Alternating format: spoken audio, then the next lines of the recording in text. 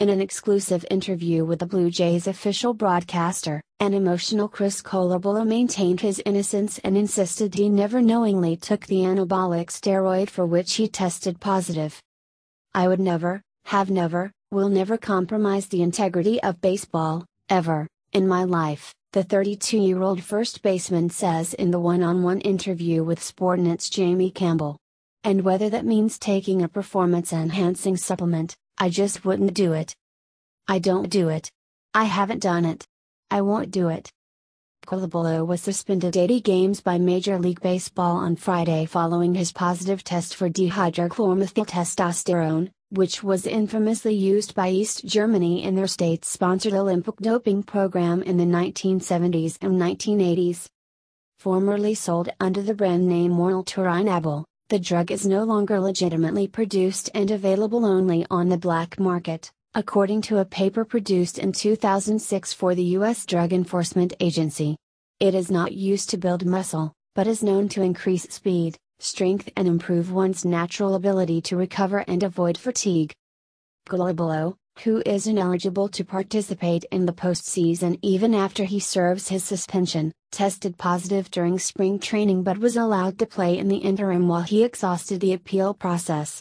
The positive test was not revealed to the team or any other players, except those in which Colabello personally confided. The interview aired on Sportsnet before the Jays played the Chicago White Sox on Tuesday night. The network, like the team, is owned by Rogers Communications.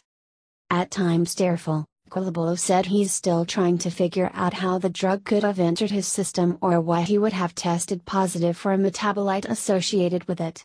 He said he doesn't question the science, but is at a loss for an explanation.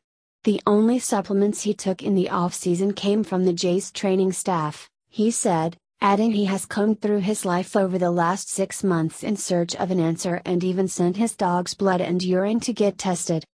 "I've walked through every second of every day.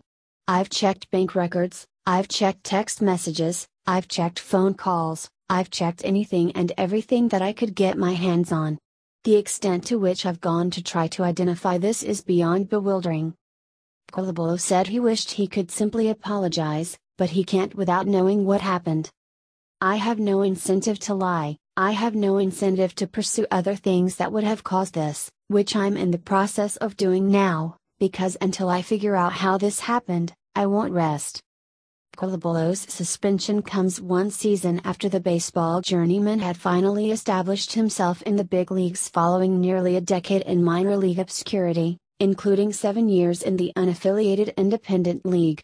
He described the past few days as gut-wrenching and said playing professional baseball is all he has ever wanted to do. "My career means everything to me," he said. "It's been everything. Anybody who knows me, anybody who knows my track record as a person, as a human, more than as a baseball player, understands what this game means to me. To think that this could all be called into question at some point because of this, it's something that I would never have imagined."